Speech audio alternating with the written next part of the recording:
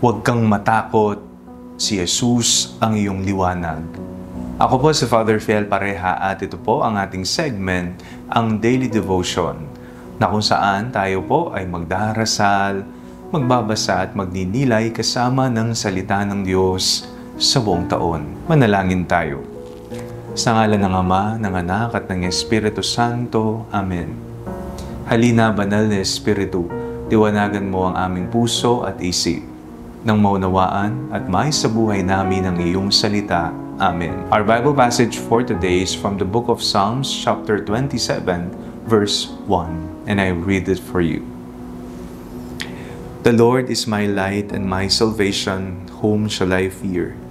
The Lord is a stronghold of my life, of whom shall I be afraid? Ano po ang mga kinatatakutan niyo sa kasalukuyan? Natatakot ka ba na ikaw ay hindi magtagumpay? Natatakot ka ba na ikaw ay hindi pumasa sa board exam? Natatakot ka ba na mawalan ng mga magulang o mga mahal sa buhay? Natatakot ka ba na hindi matupad ang mga pangarap mo? Saan nagmumula ang takot sa puso mo? May magandang balita sa ating lahat. Ang Panginoon ang siyang magiging tanglaw natin. Ang Panginoon ang siyang magiging kaligtasan natin. Ang Panginoon ang siyang pagmumulan natin ng ibayong pag-asa upang mapawi ang lahat ng takot na nandiyan sa ating mga puso.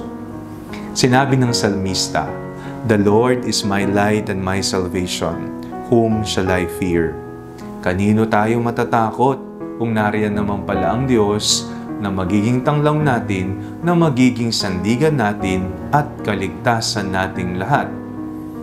Sa mga panahon na tayo takot na takot, dagdagan natin ang ating pananalig sa Diyos. Tumawag tayo sa Kanya, sapagkat hindi pababayaan ng Diyos ang Kanyang mga anak, ang mga tumatawag sa Kanya. Nawa ang iyong nadidilimang puso ay maliwanagan ng liwanag na magmumula lamang kay Jesus. Manalangin tayo. Panginoong Jesucristo, tanglaw ng aming buhay, kaligtasan, pagmamahal at awa, nawa sa mga panahon na kami ay nawawalan ng pag-asa, tulungan niyo po kami. Amen. Sa ngalan ng Ama, ng Anak at ng Espiritu Santo. Amen. Huwag po ninyong kalimutang i-like ang video ito, mag-comment po kayo and share it with your family and friends. Ang Panalangin Bago Matulog ay may sariling Facebook page na po. Huwag niyo pong kakalimutang mag-like at mag-follow dito, and do not forget to subscribe to our YouTube channel. I-click niyo lamang po ang link na nasa description ng video ito, o kaya naman po just search Father Fiel Pareha. At kung nais niyo pong maging updated sa ating pagpapahayag, you can join our broadcast channel dito po sa ating Facebook page, o kaya naman po sa ating bulletin board sa TikTok app. God bless you po.